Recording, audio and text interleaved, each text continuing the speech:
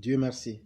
Vraiment, bon, c'est pourquoi je vous appelais. Oui. Compte tenu de mon temps, je ne vais pas mettre ma bouche dans ça. Je pense que peut-être demain, Il n'y a pas de quand problème. je vais être, voilà, demain, je pourrai m'introduire. Mais je ne peux pas aussi vous laisser sans donner quelques notes. Voilà, je n'ai pas trop suivi l'éditorial. Vous avez parlé un peu, comment dirais-je, de certaines dames, telles que la danseuse qui est décédée là. Comment dirais-je, c'est des femmes. Elle était chorégraphe danseuse. Voilà, les Marie Giro, la chanteuse Baoulé là aussi. C'est vraiment, nous, on est nés, on a vu ces voix-là, ces personnes, ces personnages qui représentent presque la Côte d'Ivoire. Vous voyez,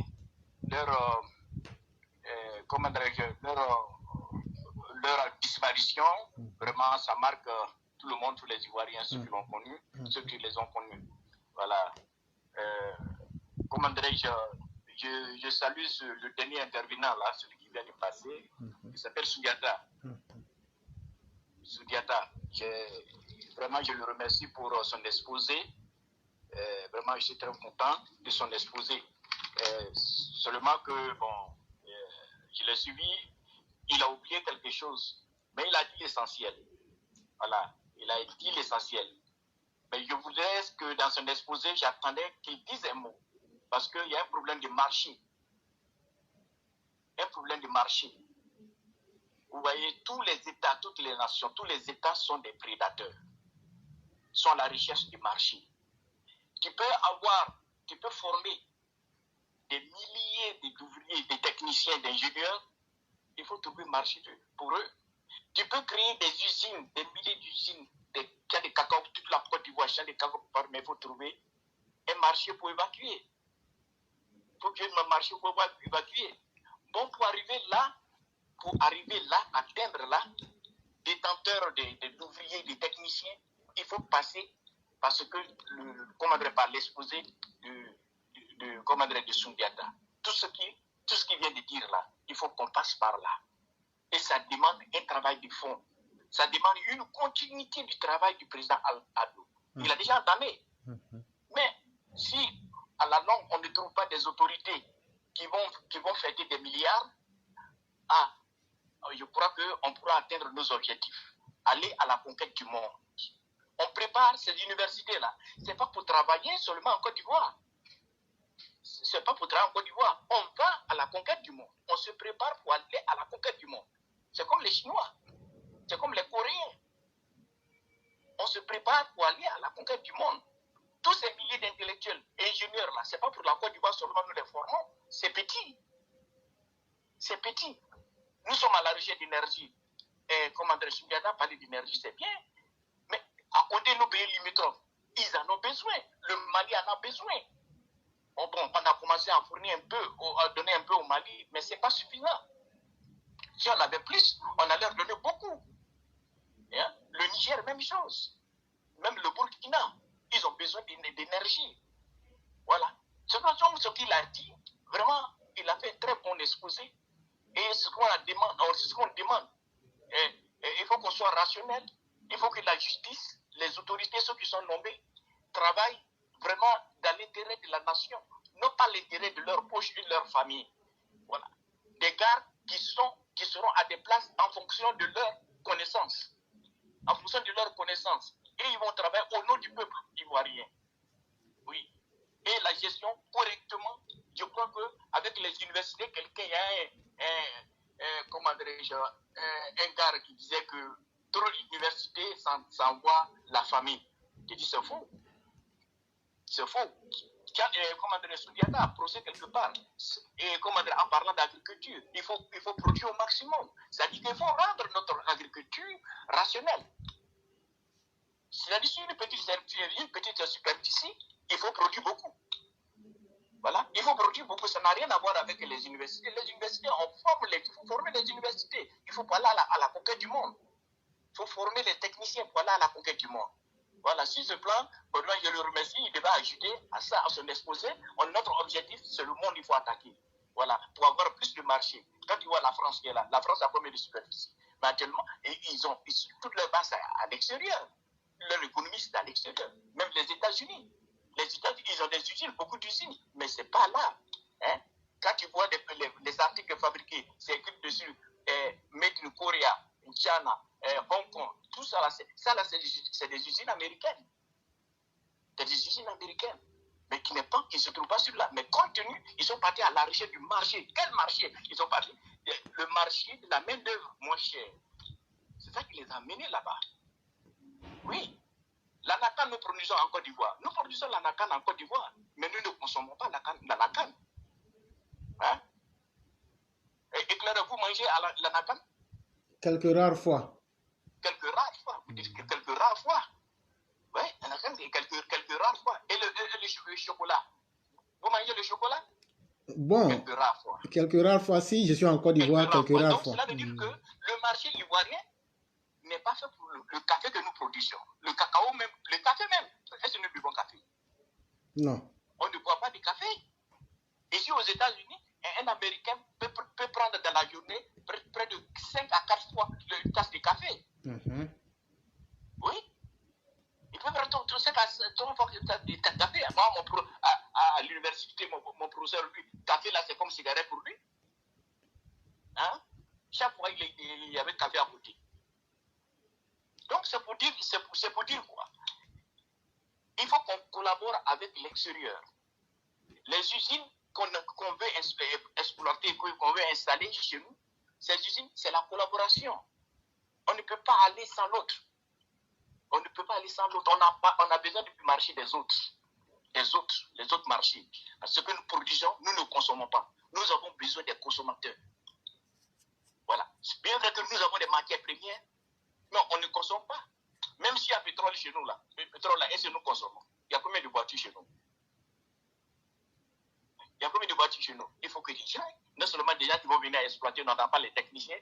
Bon, comme ce que l'exposant a dit, il faut qu'on forme les techniciens pour que nous exploitons nous-mêmes nos trucs. Oui, si nous avons nos produits finis, qu'on a transformé cacao, café, comme on dit, on chante tout le temps, il faut transformer le café. Oui, on transforme, mais nous ne consommons pas. Nous ne consommons pas.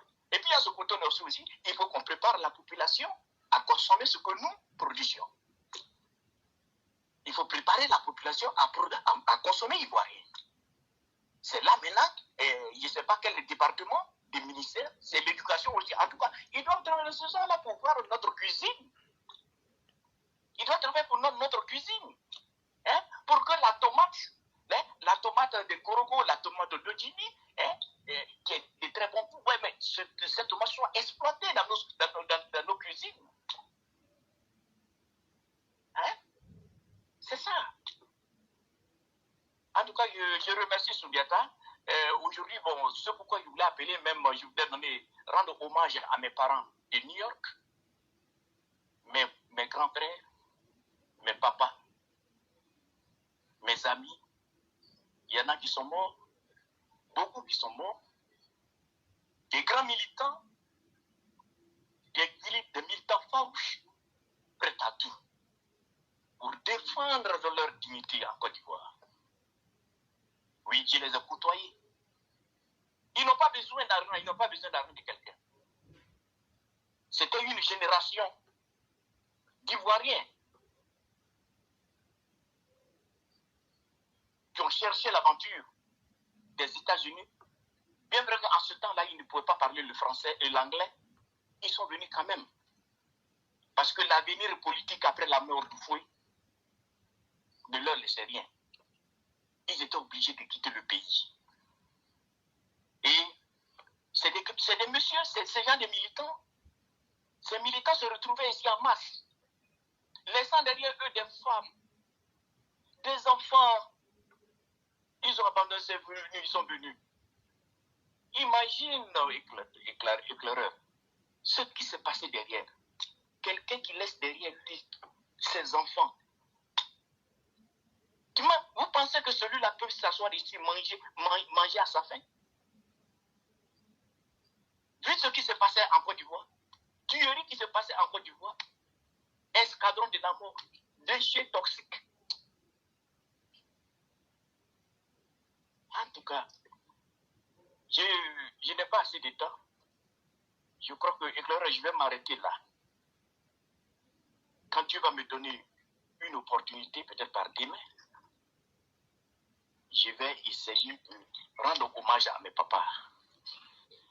S'il n'y a personne pour le faire, grâce à vous, monsieur éclaireur, que Dieu vous bénisse.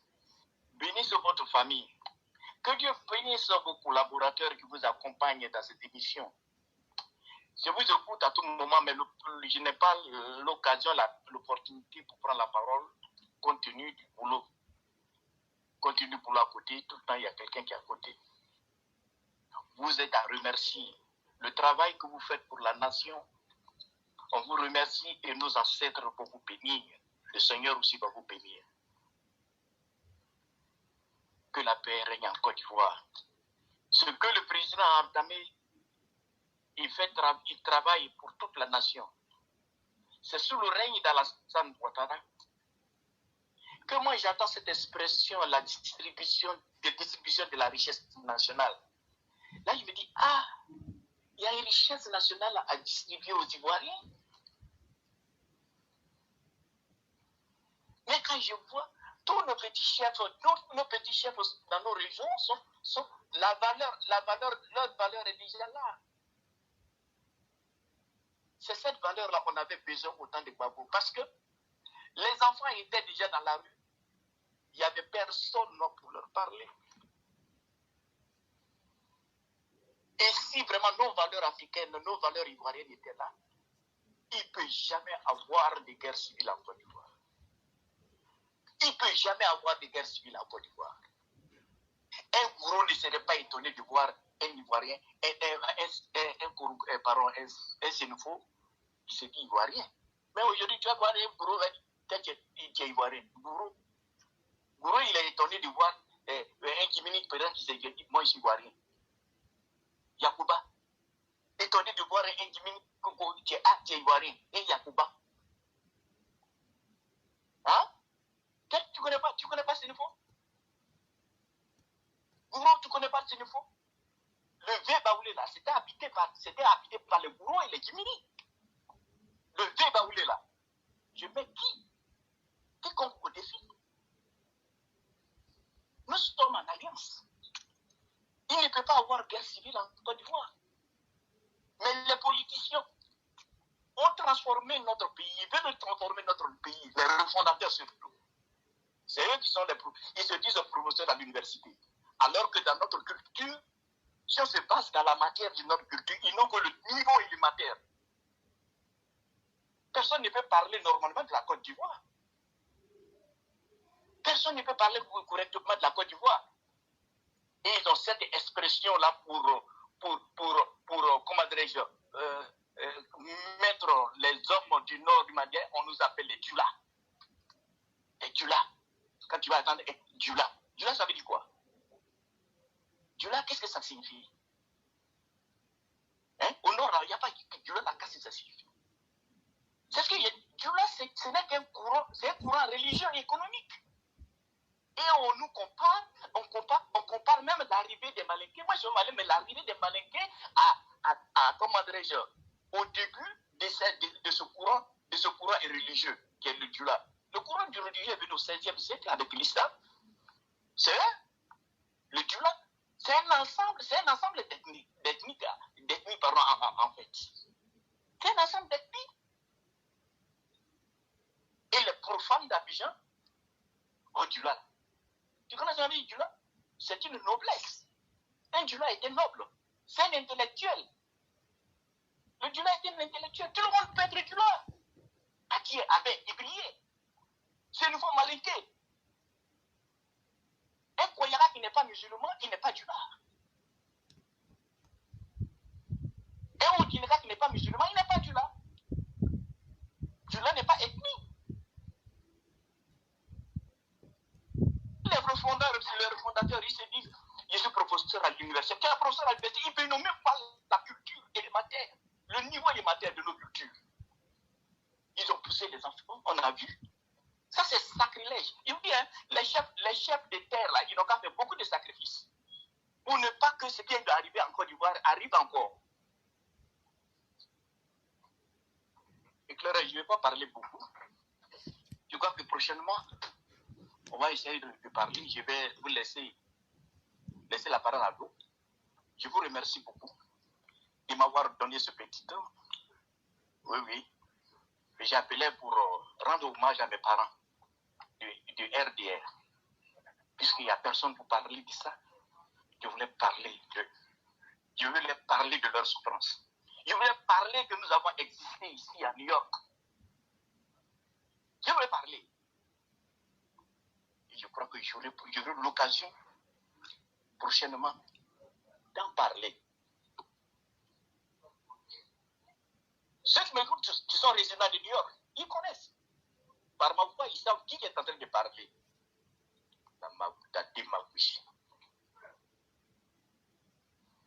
Donc, éclairant, Oui, je vais vous laisser. il n'y a pas de problème. Vous allez appeler quelqu'un d'autre. Il n'y a pas de problème. Cher aîné, On aura l'occasion de parler, comment dirais-je, d'éditorial, puisque je ne suis pas trop rentré dans l'éditorial, c'est le but. il n'y a pas de problème. Je vous souhaite une bonne journée. Merci je beaucoup. salue tout le monde. Le roi du printemps, Madame Blanc, Berthe, Sundiata, Mathieu Meïté et d'autres dames. Je vous remercie tout le monde. Cher aîné, c'est nous qui vous disons grandement merci parce que vous êtes une bibliothèque et il est de notre devoir de vous exploiter. Et vous avez beaucoup à dire et nous souhaiterions que vous puissiez venir sur cette plateforme-là pour nous en dire autant, pour essayer de dire aux jeunes générations ce qui est vraiment utile à savoir. Et vous avez dit tellement de choses importantes que Meïté Tefet vous répondait « Merci à l'intervenant, il me donne la chair de poule ». Et c'est avec cela que je vais vous dire vraiment merci. Et nos antennes vous restent ouvertes à n'importe quel moment que vous le pourriez. Merci. Merci. Tout le monde. Merci beaucoup. Ok.